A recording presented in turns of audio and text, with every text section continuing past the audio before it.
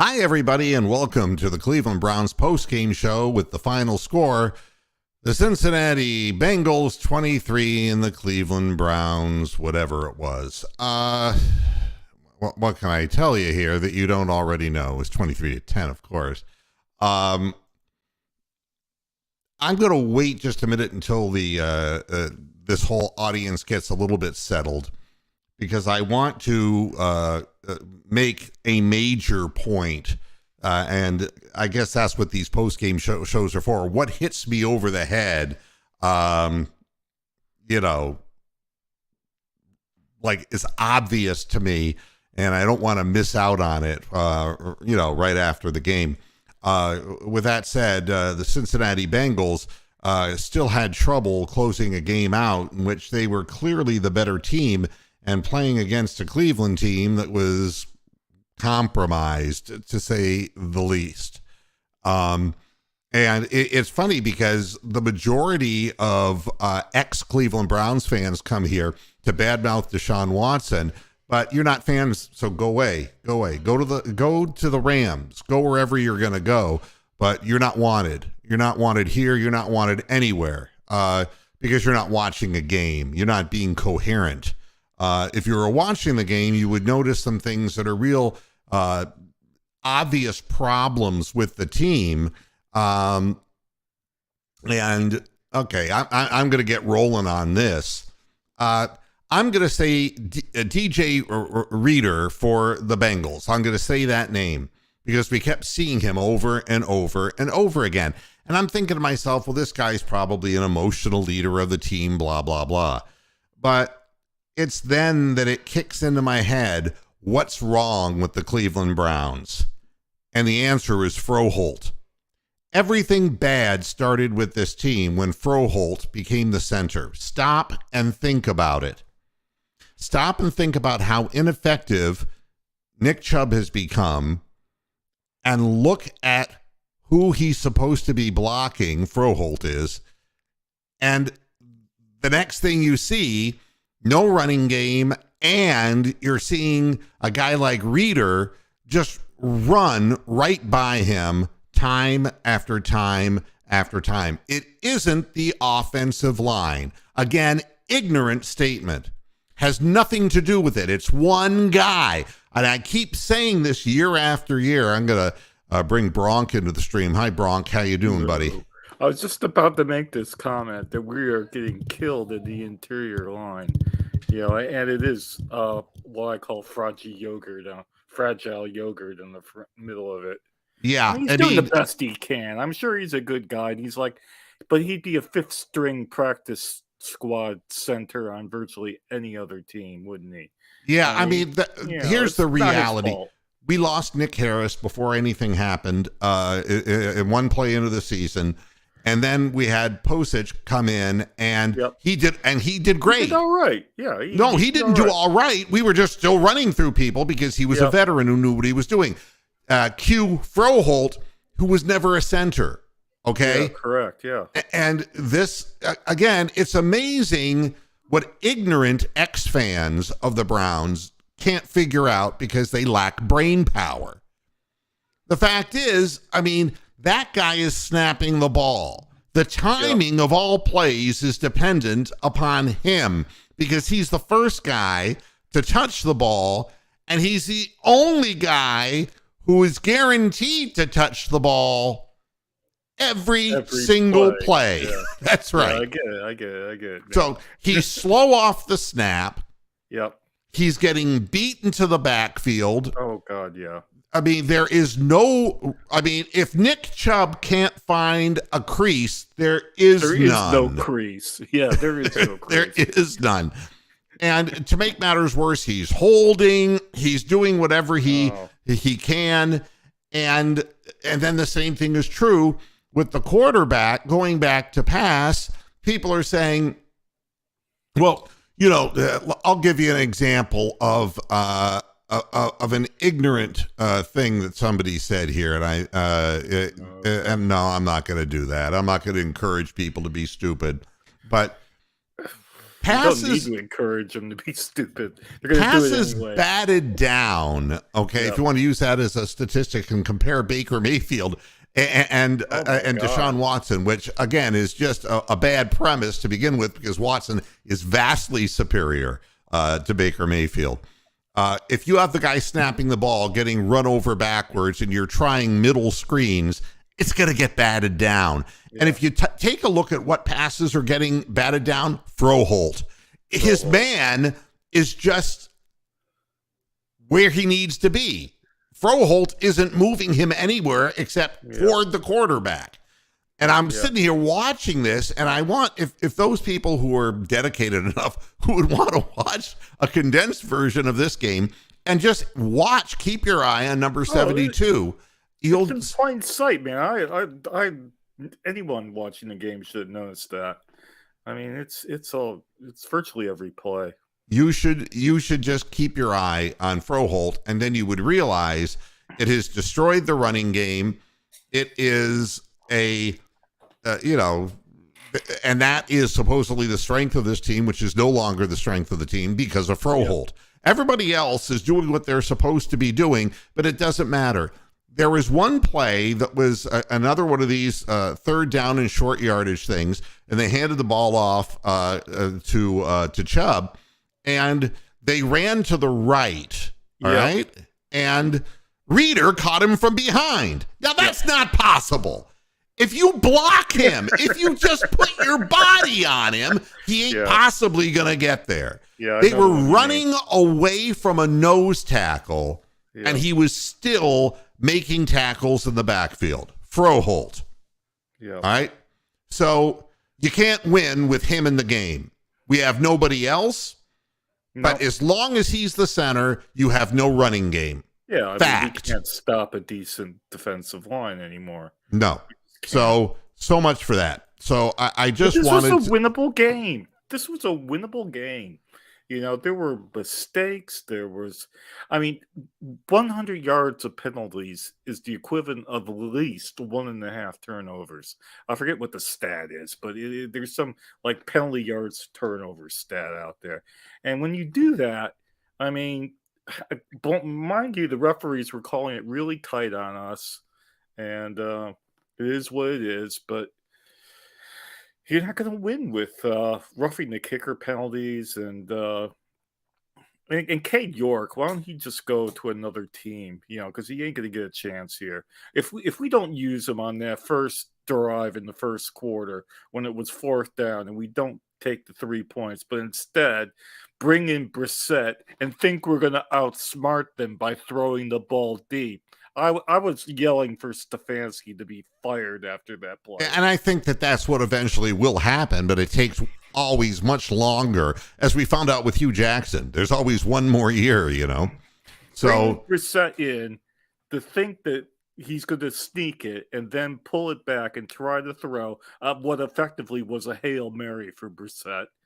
That had the AWS stats of prediction on that had about 2% ability of it working. Well, and he still called that play. He needs to go. Creefer needs to go. Niedermeyer needs to go. Keith C. says that then make adjustment to help him out. It's not the responsibility of leaving some other man unblocked. The fact of the matter is he's the man. The nose tackle is right in front of the center. That's his fucking job. If he can't do his job, then find somebody from the practice squad who can. The man is not a center. He wasn't ever projected as a center at this level. Yeah. And it's just another situation of being undermanned and having injuries strike on season-long injuries literally at one position. And I don't think there'd be too many teams who are gonna make it with a third string center. I don't think so. But be that as it may, that is what's happened. But I'm not saying this to be mean to Froholt. I'm just saying that this is just what I see, and I'm here to analyze something after the fact. And it's obvious that there are enough ex-Browns fans who just don't like Deshaun Watson. It's easy to sit there and say, how come he's not what he was in 2020? But you know something? I think from last week to this week is night and day. Oh yeah, it was Far better. yeah. Not where it needs to be, because there were still hesitations, times where he just kind of froze and just didn't know exactly where to go with the ball. There were a few times where the ball was not where it was supposed to be. There were other times, like in the last attempt to get into the end zone, where Amari Cooper didn't even fight the rookie off to get inside position and use his body to shield him off at the goal line. That's a lack of effort play by Amari Cooper, and I'm calling him out on that. The play that followed that, which was a horrendous play call, calling a goddamn fade, which never works. Never has. And it never will. And the ball got where it needed to go, and it was thrown where it needed to be thrown. But, he let the ball, get into his body, Peoples-Jones, and the ball boinked out. And I'm not sure that he could have gotten his feet down anyway. And, again, play calling is an art that Kevin Stefanski has not mastered. Yeah, he's not gotten better. He's No. been here for 3 years.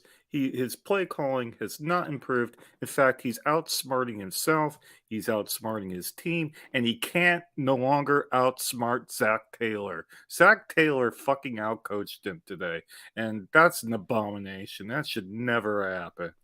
Now, Keith and I like Keith. Keith and I are disagreeing on this.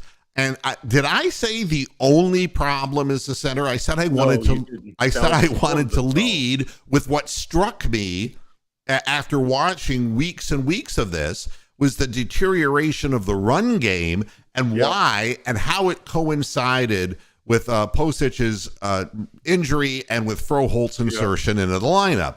So again, clean the wax out of your ears and listen to what I'm saying. Clearly, there are more problems on the Cleveland Browns than Froholt. But again, obviously, other teams are looking at the tape from the past couple of weeks while Froholt's been in here. We realize he's the weak link and now are really trying to press against him. We are not going to win another game with him at center because other teams know how to beat us. Yeah, and, again, without balance, I mean, we're not even talking about being a dominant running team. We're talking about, we're just talking about balance. Yep. The fact is that you get into a situation where you have to abandon the running game, and that's kind of what happens in games like this. And the other team is accounting for the fact that one of your offensive linemen is of low grade. And they're also, other teams were stacking the line, and you weren't seeing as much stacking the line against the superior quarterback Watson as you did with his backup. And you saw why in the first possession of the game, in which a decision was made by the head coach. I don't know why it has to be sneak or everything. Where is there some in between? That was terrible. Is the coach bipolar? That was he terrible. Can't decide what he wants to be, and it's like, oh, I bet I can catch them with a downfield call. And it's like you're bringing a man cold off the bench who has taken no reps during the course of the week and telling him to throw a touch pass on a significant pass. And he was open. DPJ was open. Of winter in fucking December, telling him to do that. When he was playing every week, every snap, Jacoby Brissett doesn't make that throw the vast majority of times. Exactly. That's not what he does. Yeah, he wouldn't have made it. He sneaks. He gets short yardage. He can hit short yardage receivers, but downfield is not his game. So why you would bring in a weaker player to try to execute a downfield play? It's just a matter, again, of the coach trying to outsmart everybody, and he outsmarts himself. And that gets old. He needs to go. I mean, real quick. He needs to get fired. I'm sorry. I mean, he's gone. Yeah, and again, I will flash this Uh, I think that your self-righteous opinion of something that is not legally found makes me sick to my stomach. And I'm totally sick of a bunch of people who are just blind and can't evaluate on the basis of anything except either their political point of view, their racial point of view, or just a legal point of view, or any point of view. I don't know what you expect, that Deshaun Watson is going to turn Froholt into a good center, that he's going to turn into receivers who get separation. Do you think that he is going to change the play calls at the line of scrimmage? Get a fucking life, Mark. Get a fucking life. God, it's just really stupid. It's just stupid. What can you do about this? The play's called. Mm-hmm. And the announcers were even saying, and they have a look at all kinds of things with the equipment that they have and the angles that they have spotters to help them and tell them things. Yeah, the receivers aren't open. Yeah. And so on the one play that Amari Cooper flashed in the middle of the field, and for all I know, the play design was for him to clear the area because it didn't look like he was looking for the ball. He was open, but he wasn't looking for the ball. It wasn't supposed to go there. Yeah. I wasn't even sure whether that was Cooper or not. I thought that was Anthony Schwartz, but I'm probably wrong. Yeah. I mean, it's just, to me, you can't make bad play calls. You can't. Joe Shipley's trying to banter us here.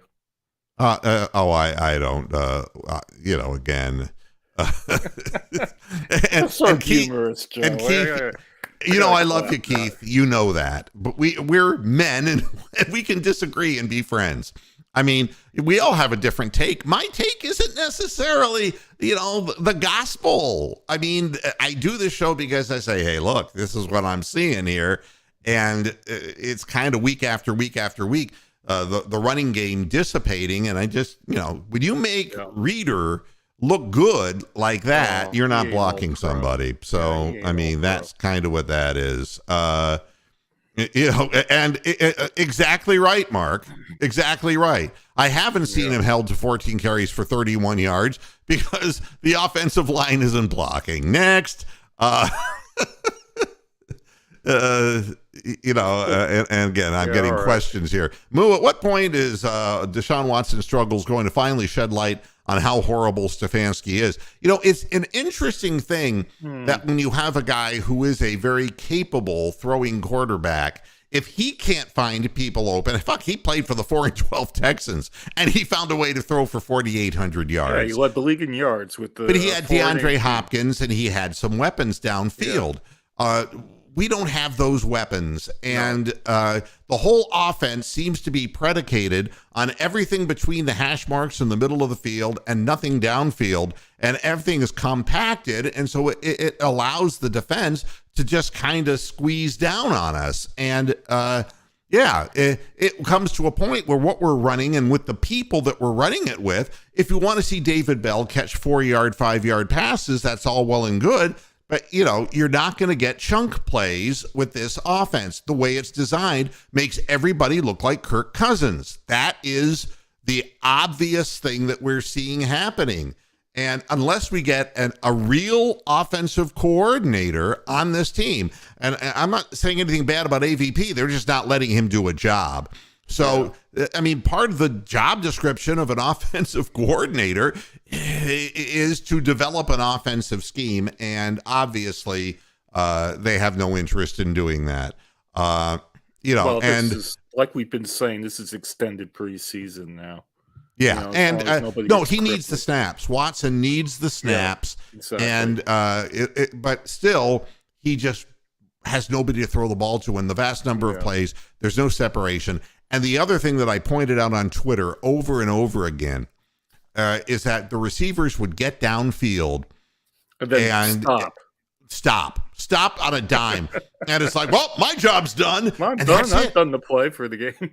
Whatever happened to working your way back to the quarterback or faking your way in, then going deep and having communication? Nothing. Yep. They just stop. It's like a dead end. And at that point, what in the hell can the quarterback do but eat the ball or run with it? And again, I made an Al Pawlowski reference on the halftime show because he was commenting, which he shouldn't be doing because he's stupid and knows nothing about football.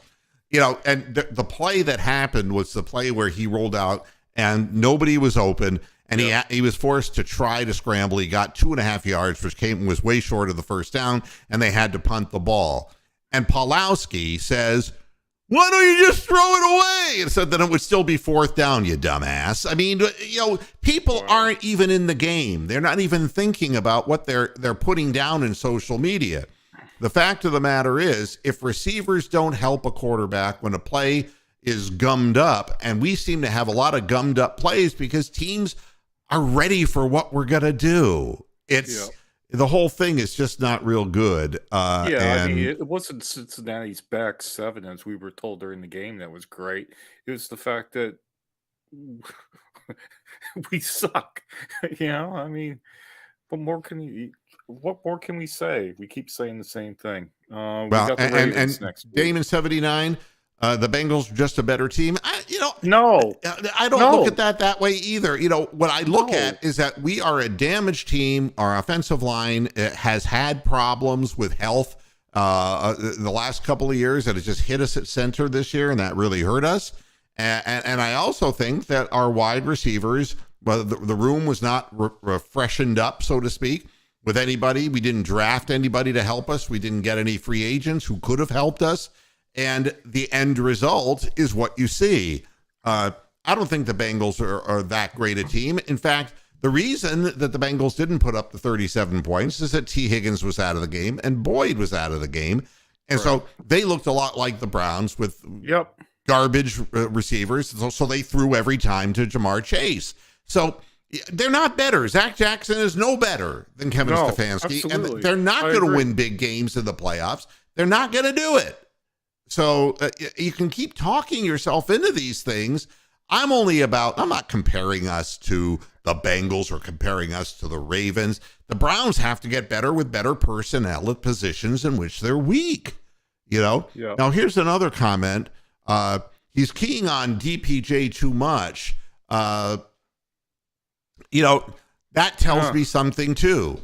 And what it tells me is he's the only big-bodied wide receiver on the field. David Bell is small, and Amari Cooper is small, and maybe he feels that DPJ on a one-on-one situation has a better chance of coming down with the ball. He's got a bigger window to catch the ball with. Yeah. So, you know, I think there's a reason why this is happening, and quarterbacks will develop better chemistries early on with certain receivers and have to develop it more with others. There's obviously none between he and Amari Cooper at the end of the game stopped trying.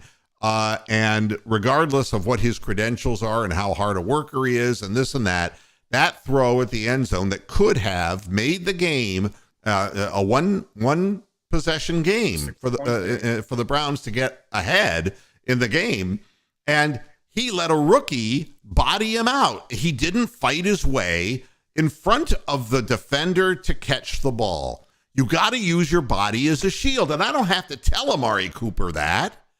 He's against a green-ass rookie who'd missed most of the season and allowed that to happen. It was a lack of effort. So I'd be keying on receivers, maybe... I'd be keying on DPJ too if my other guys were trying that little. David is saying that JOK was carted off after the game and limping around the locker room now. JOK's hurt all the time, and they were running over him too. The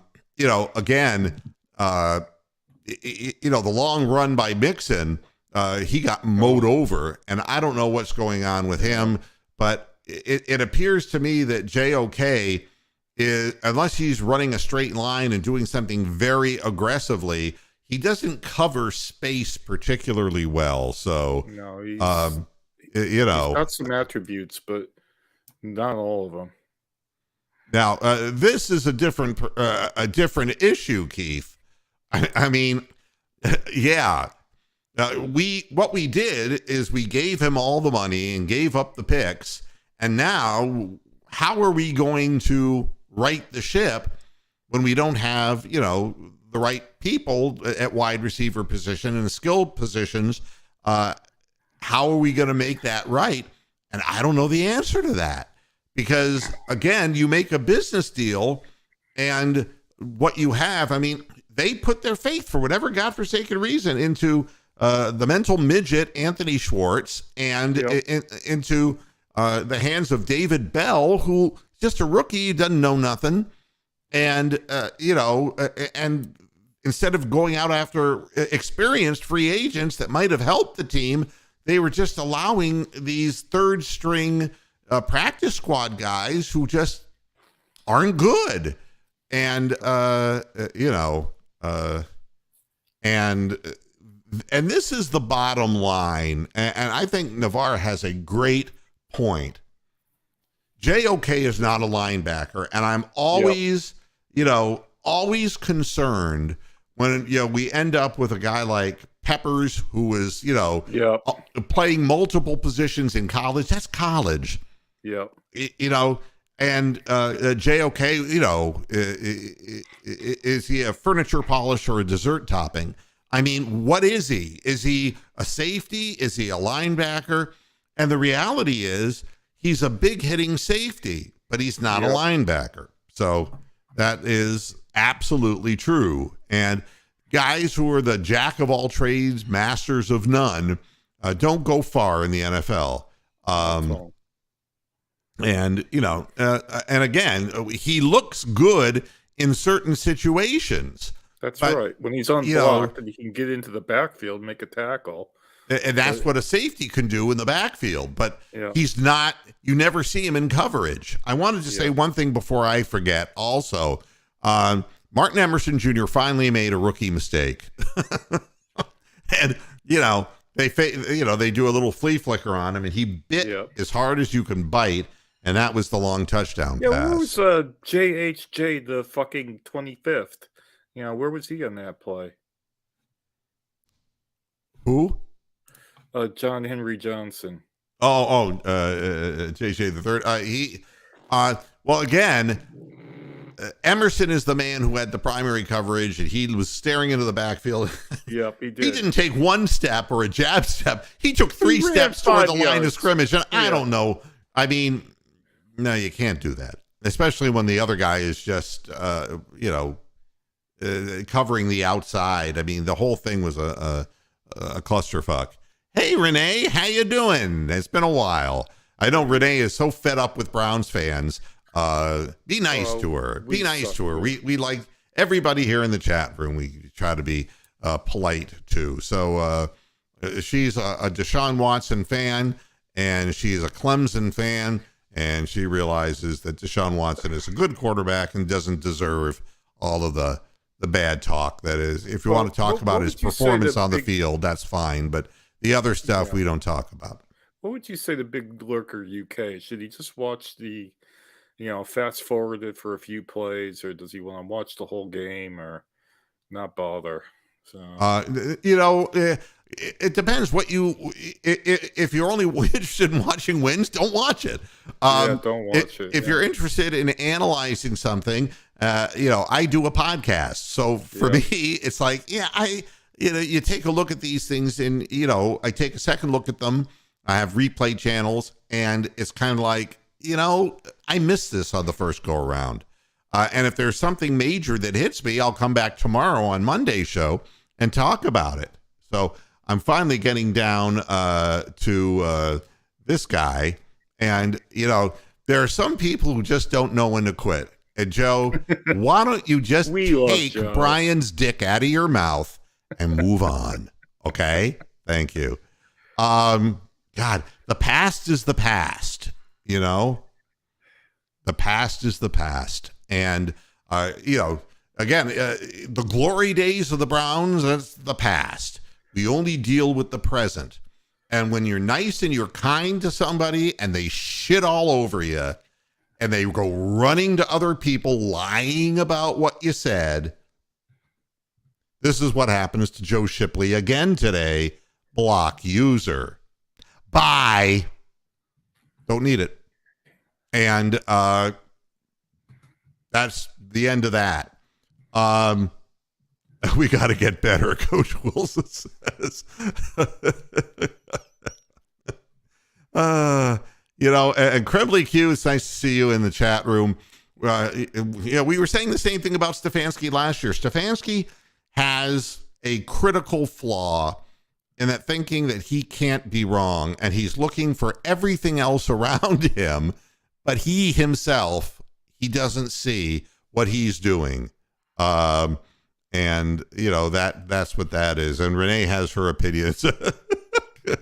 As a team, I support the team. I'm only here to basically critique what I see on the field from week to week and where the progress is. And, and I see progress in Deshaun Watson. I mean, you can't compare what he did this game to what he did the game before. You can't compare it. And when he saw the blitz in the first half and got swallowed up by a whale, you were like, oh, wow, he's not quite ready for this. But when he saw that same blitz in the second half, he got away, checked down to the tight end and got the first down. You have to look at progress step by step. Deshaun Watson is a very, very good quarterback and will be a very, very good quarterback. But you got to give him people who are trying hard, people who are part of a system that allows them to do more than just run a few yards down the field. Yeah, that one play, fourth down play to Njoku was like a miracle play. He had no business completing that pass, and he did. It was just amazing. Yeah, but he was being spun around to the ground. Exactly. Yeah. Talented quarterback, and he's got good legs, and he's going to buy more time back there than Brissett, but if the receivers stop running, it won't matter. All right? Yeah, I mean...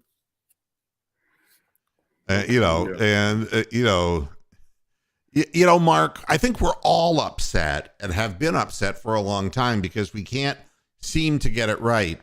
And the thing that's funny about Kevin Stefanski is if I were to describe him, as he was advertised, was that he was meticulous, that he was, going to make the team an efficient, well-meshed kind of operation. But we have more mistakes and penalties than you can imagine. And in the first half, I understand the referees, it was a flag fest and it was pathetic. But in the second half, I mean, the things that we do, it breaks our own back, and the broken coverage again, and the allowing the long run. When we did score, we immediately gave up big plays and didn't get the ball back. It's a series of things that have plagued the organization for many, many years and even into decades now. So, I think we're all kind of ticked off. I actually think we've got our quarterback now. Yeah, I believe so too. But the problem is it cost us everything else. 3 years backward steps because we have. How are we going to get a prolific wide receiver into the scheme? Because you don't need now. You don't need. Well, you have to assume that the two guys will be healthy. Between the two of them during the course of a season. Now, I don't expect to get hit again like this, but the wide receiver position has laid fallow for how many years? And I think that is Webster Slaughter. Yeah, you don't need just an average receiver. You need a Jamar Chase. Yeah, you need a Pro Bowl. A one. Second, 2-3 guy. Pro Bowl. And the addition of that one player would make Amari Cooper more dangerous and would make DPJ more dangerous. So we're only talking about one person. If we had the Vikings wide receivers, can you imagine that? I mean, if we had Jefferson and Thielen, it'd be so much better. Yeah, and there is a lot of this thinking. We've seen these plays before Yeah. And you know, it's like you just knew the second that Brissett came out on the field, it's That like wasn't going to work. it can't be the obvious thing. It can't be the sneak. It's not going to be. It's going to be another one of these silly gadget plays. And sure enough, it was, you know, bad. Coach Wilson is giving us some locker room stuff. Stefanski on the drive with Brissett on the incompletion in the fourth, on fourth down. We felt like we had an opportunity there on 3rd and 1, 4th and 1. Felt like touchdowns in this game were going to be a premium. Just didn't get it done.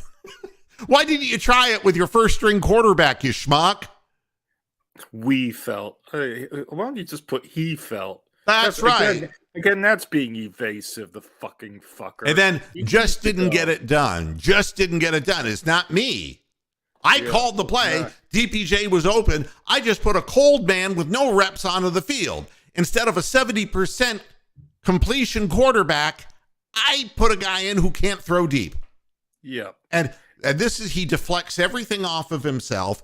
Yep. And he's becoming as hateful in his own way as Hugh Jackson. It's like, I was thinking that. Take responsibility, for God's sakes. He, not we. He did it.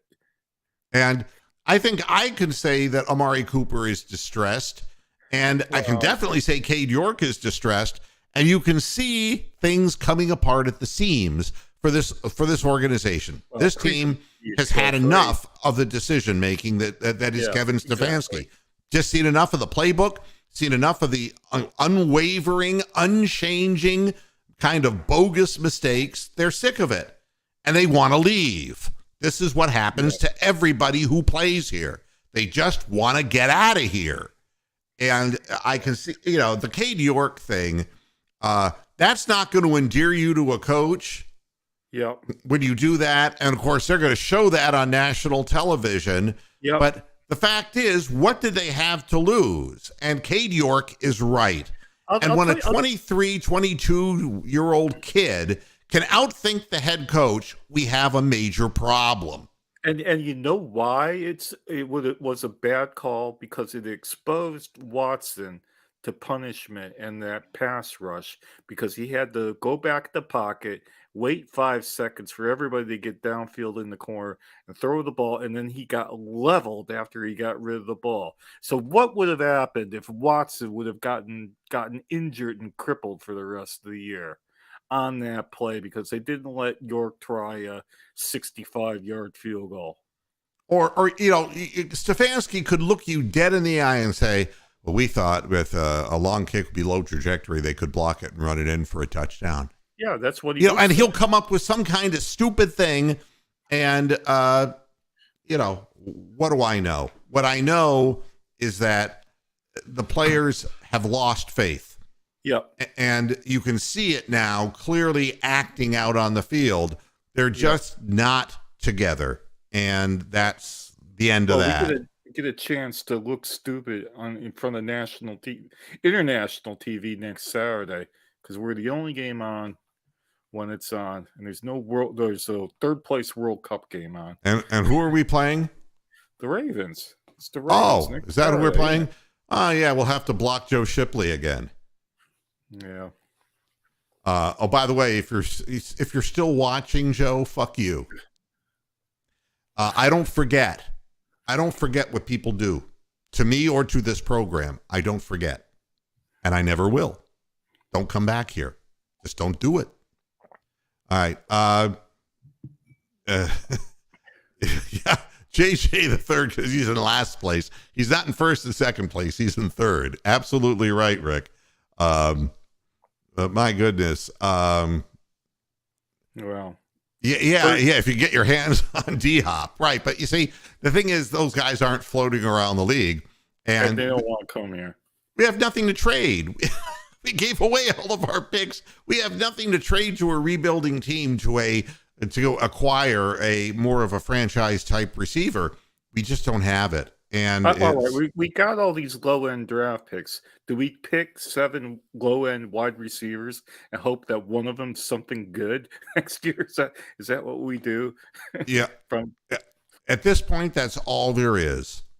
That all there is you have lower draft picks that you're going to have to spin the big wheel and see if your number comes up.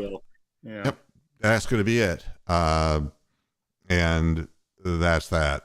I don't think that the likelihood of getting that kind of a receiver is there for us, and I think it's our own fault. It's not the fans' fault. Don't get when I say our, I'm being collective about the team. That's another philosophical discussion for another time. It's the it's management's problem. It's the owner's problem. It's the front office's problem. And I'm going to say something to Amsterdam. If you don't cool it, you'll be next with Joe. And I know you've been here for a long time. There's no reason to talk to people in the chat room like this. We like to have people here. And if I disagree with somebody, I'll disagree with somebody. But in the end, we kind of work it out because unlike Kevin Stefanski, I know I'm wrong. Now, please apologize, Amsterdam, because if you don't apologize for what you said at 441, you're going to get bounced. Not going to tolerate that under any circumstance. Now, Navarre is saying to cut JJ3. JJ3 hasn't been happy here for a long time, and I wouldn't be surprised if he went somewhere else and played much better. Yeah. And let's see what Jerome is saying. Baker was the problem last year, not Stefanski. DW suspension was probably not Stefanski. Now Watson's back. He needs to be held accountable. Yeah, I mean, I'm watching Deshaun Watson's week to week progress. But this year, there was no hope for the playoffs. That died a long time ago, long before Deshaun Watson hit the field. That was long over with and done and gone. I want to see him start getting his timing back and getting the speed of the game back and to get himself ready for next year. And hopefully the team will do something to help him be surrounded with I'm not worried about Kareem Hunt leaving. I mean, we got Jerome Ford. I'm not worried about a backup running back. We got Dearness Johnson. Whatever it is we have, that's fine. It's the wide receiver position that we need, and then it's a new defensive coordinator we need. And we start there. And because it's not going to be the head coach who gets fired, it's going to be Joe Woods who gets fired. And this is what happens with so many Browns teams in the past. It's like the last 2 or 3 games, like the defense suddenly plays better. It's like, we'll keep him. And then he comes back next year and the team gives up 47 points in the first week. Yeah, that happened with Mangini and Mike Patton, where they both won some garbage time games in December and then kept their job. It definitely happened with Mangini. The one, Robbie, that I saw was the one to Cooper that was behind him and low. I think that there's a saying in football, you got to learn to trust your eyes. And when the speed of the game is still moving a little quick and you don't want to, and again, you saw the interception that Deshaun threw. Bates was out of that play and the ball needed to be thrown sooner. And when you're late throwing the ball, then somebody's going to end up occupying a place. And when that happens to you, I think the tendency is you speed yourself up. And when you speed yourself up, you speed your mechanics up. And stop and think about if you're a baseball pitcher or a quarterback, if you're speeding everything up and your follow through instead of going out is heading down, the ball's going to go low. And I think it's just... that was on him. Yeah, obviously, Yeah, and I think that we saw a ton of that last week, and we saw a little bit of it this week. The interception was unfortunate because he picked the right man to throw to, and it was DPJ, and he was open, but it took too long. The ball should have been released literally a full count earlier than that. And when that happens, it's amazing how much ground professional football players can make up in a split second. And I think that's what we saw there. At least he got over the schneid of not having a touchdown pass. I mean, I was pleased about that.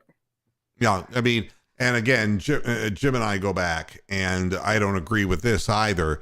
The defense didn't lose this game. It's one thing if you give up a ton of points. I'm not going to sit there and say it was the defense that lost this game. It's a team effort, and the team managed to do whatever it needed to do to lose. And that seems to be, and the referees in the first half were more than happy to help them along.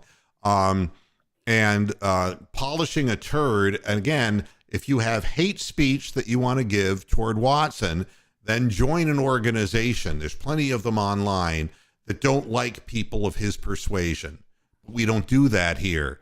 What we're doing is we're trying to get a guy up to speed who is vastly more talented than any quarterback that we've had in Cleveland in my fandom's history. Okay? Period. Deshaun Watson is better than Bernie Kosar ever was. Bernie Kosar didn't complete 70% of his throws. Bernie Kosar didn't have 4,800 yards of passing.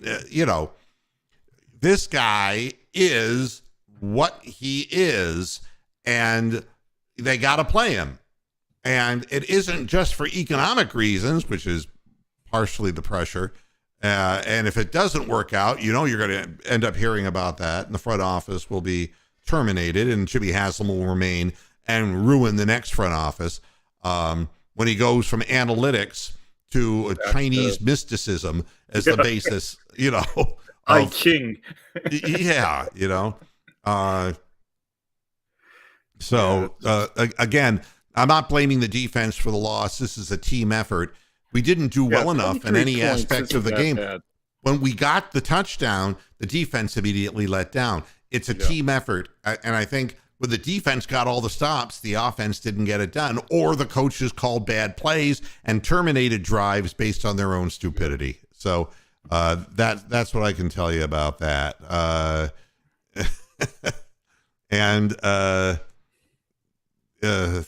Let me see. How about those Cavaliers, though? No, I'm not talking about that on this show.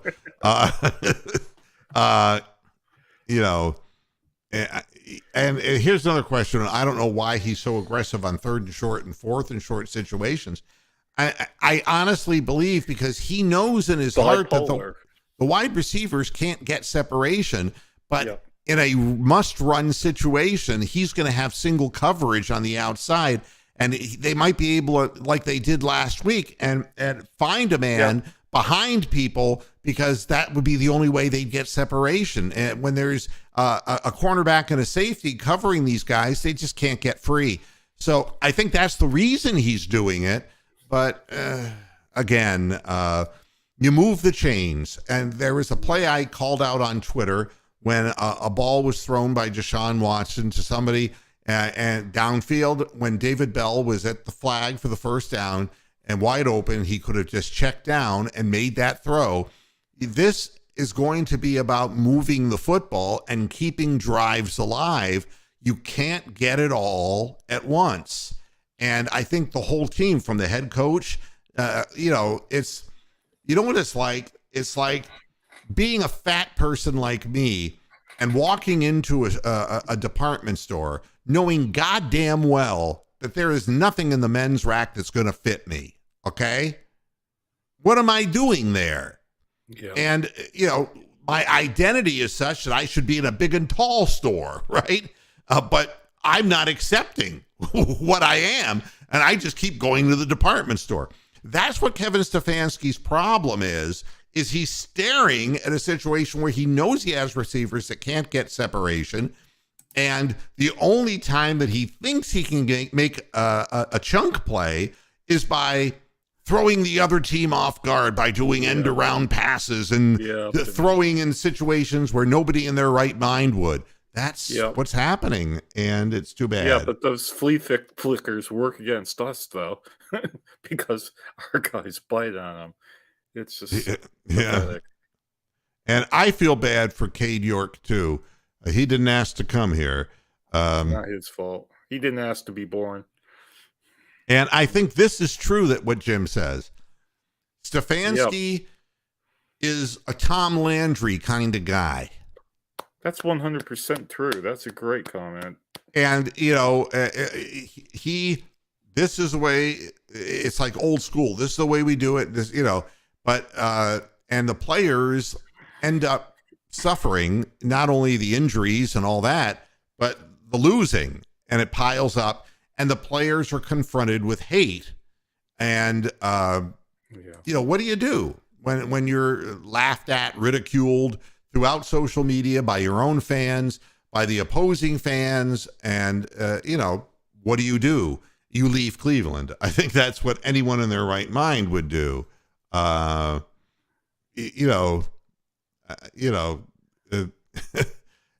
Jim, you're just late. I've already taken the third string center boldly into account. So go back and listen to the beginning of the program, and you'll know what I said about Froholt. I understand this show does go on a little bit. That's probably not much more to say, really. No, and this is the truth. They bragged about his range, and they barely let him kick. Yeah, exactly. And what they do is when he missed, aha, you see, I told you. Or as the old Jewish guy, aha, I told you so, I told you. Oi, I knew it, 4th round pick, what were we thinking? Yeah. They never gave the guy a chance. So they should have let him kick on that first 4th down that we had. They didn't. Go. Let's see what else here. The playoff hopes did die after the Jets loss. Yeah, once you lose to the Jets, it's over. And Tony's asking a question: is there really any hope for this, regardless of how Deshaun plays? Only for next year. For this year, you're not going to be happy watching this. And we're short in a lot of ways, and we're not ready to be a competitive team right now. And we're not going to get any primetime games next year. The window was very, very brief for this group of players, and injuries conspired. The meddling owner now has conspired to take away any possible correction of bad draft picks that they've made. The guys like JOK and now Denzel Ward, was just torched again by Jamar Chase. And watching the people that, the Anthony Schwartzes, and just watching the people who just never, and the interesting thing was that Perion Winfrey played a lot more downs, and the defensive line was better. He looked all right. Yeah, he looked all right. But we know that he's, but still the other guy, Isaiah, the basketball player. Isaiah Thomas. I don't know what the answers are, but I know that this defensive scheme can't be it, and Joe Woods can't be it, and he's got to be first to go. Here's another comment that I think is premature.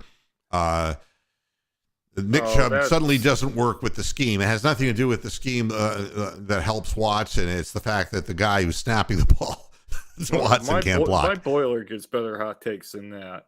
Yeah, that's not good. And it's unfortunately we'd all, Jim, like for it to be light years. But it's going to take through the end of the season for him to build up. I started to feel like he was starting to get some rhythm, but, the playbook isn't there.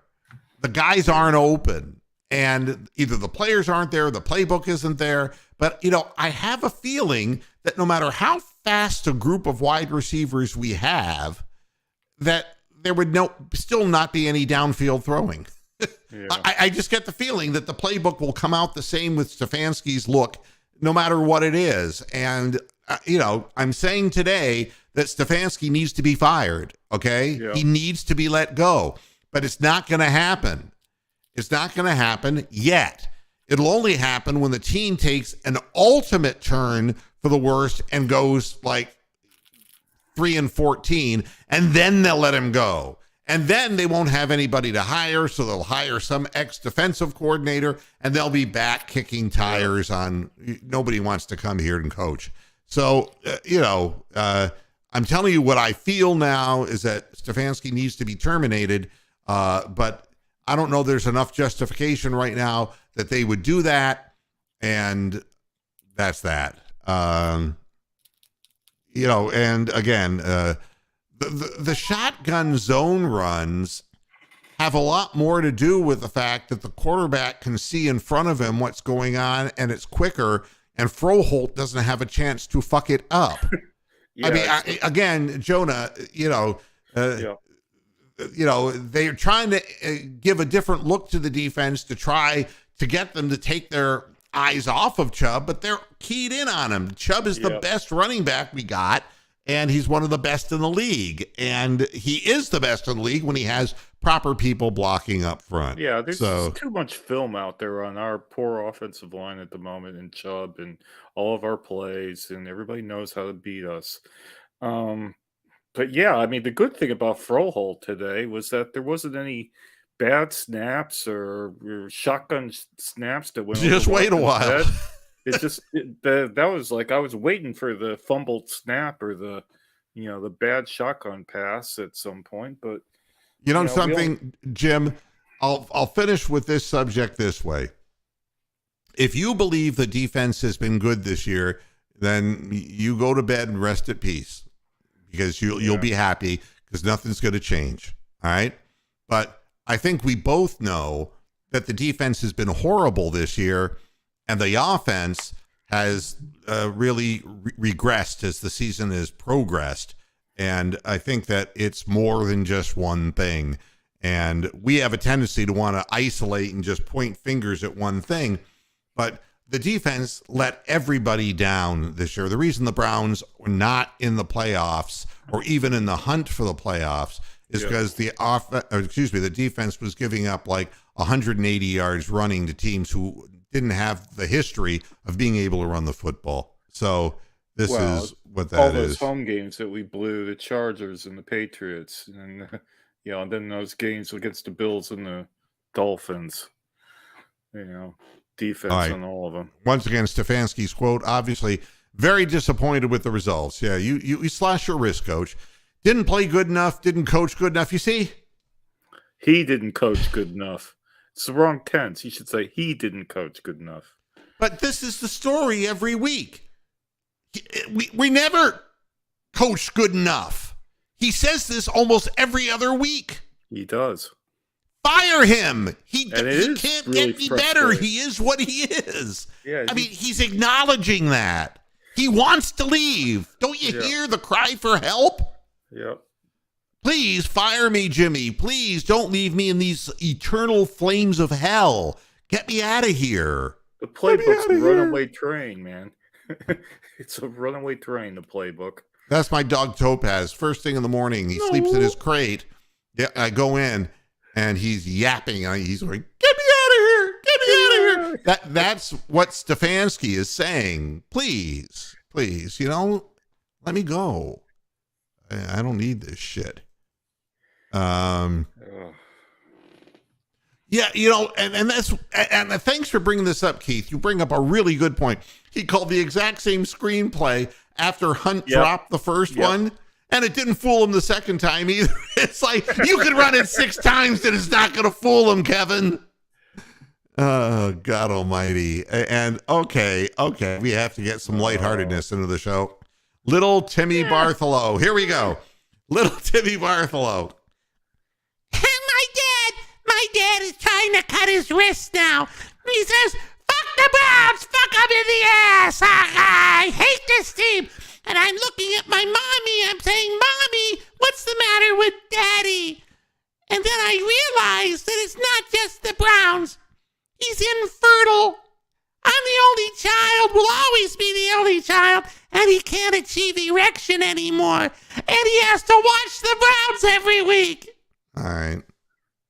Little Timmy Bartholow. Wow. Yeah, I know. Is there going to be a Peter Alice play, or are we no pressed for that? No.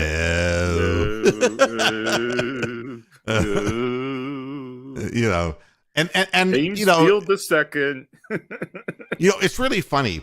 There's an expression, when you're going to the bar and you're, we used to go to the disco back in the 70s. But when you go out, you're singles mingling and, beer goggles, eventually one will look better than the other, right? Yep. But yeah, this comment here, that Stefanski and Woods take turns at who's worse. You got to drink more, Jerome. If you drink more, you'll get beer goggles and one will look better than the other. But the bottom line is they're both ugly. Okay? The fact is they're both bad. The reason it appears they take turns is because they're just bad. Oh, man. The things that I can make comparisons with. Yeah, and I agree with this. The east to west running game, I don't know where that's coming from, but this didn't look like the typical zone read runs. It looks like maybe we were trying to show that we could muscle them. They showed us. Oh, God. Nor passing lanes, Jim. People complain about batted down passes. The passes that were batted down were the quick design strikes over the middle to get first downs, short yardage to tight ends. But passing zones are important that you spread out and you can get some of those open zones to throw to. The Browns are just too congested, and it's obviously a bad scheme. And, Jerome Curry has something to say. It's RPO, not zone run out of shotgun. All right. You know more about that than I do, my friend. But there was a lot of east-west running, and we know for a fact that if there is a crease, that Chubb can burst through it. But they were on him, hitting him in the backfield. And Kareem Hunt, if they're, he's going to get tackled in the backfield because he doesn't have that burst. And that's that.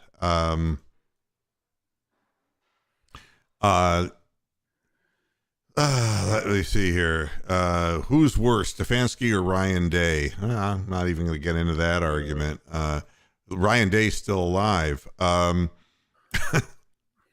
I have to show this guy. There's a baker down the street who makes great donuts, and right now he's better than Watson. But is that Joe Don Baker? Yeah, Joe John Baker. He's walking tall. Hey, Big Lurker UK. Thanks for jumping in. I appreciate it. And thank you for showing up. It's a pleasure having you. Tough weekend for me and Big Lurker with England getting knocked out and then this Browns game. So here we go. I'm getting a request. Can you auto-tune Jimmy Haslam song? Oh, man.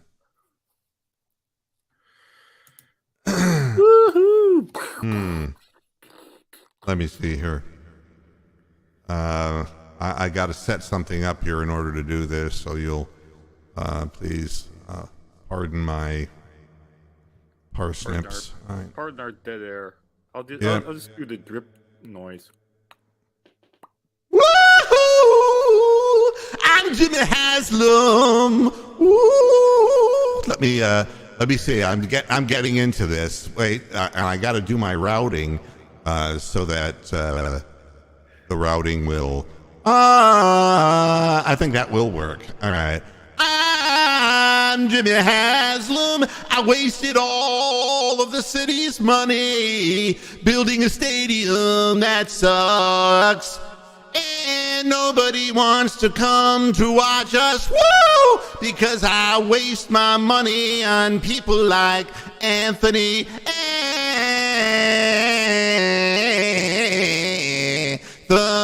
Schwartz, who sounds more like a Jewish attorney than a receiver. Right. Thank you very much. Now I have to turn this thing off. God only knows. That's good as Jim Brown singing "Girl from Ipanema," but it was up there. Yeah, it was right up there. Throw him off the balcony, Jim. You go for that. All right, we haven't seen him. All right, maybe we're out he'll of that. Show up for the Ravens game. I don't know. Is that one in Cleveland? I believe it is. Yes, it is. You got the Ravens and Saints coming up. Last two home games. Lovely. Now, R. Jones, I aim to please. I take requests. I'm like the worst wedding band that you've ever heard in your life. Sean Payton still wants to coach. Well, boy, can you imagine him? He could rehire the Bounty. Bounty, the quicker picker upper. Yeah. As defensive coordinator, we could be really in Criminalville with Jimmy and Sean and why can't I remember crazy bounty hunter's name? Greg Williams. Greg Williams. Yeah, Greg Williams. Yeah, yeah. Oh God. Let's see. I'm looking, try to catch up to all the comments. The Jaguars did whip the Titans, and nothing quite like firing your general manager before the end of the season. So much for that. That'll make everybody play better. Wrong.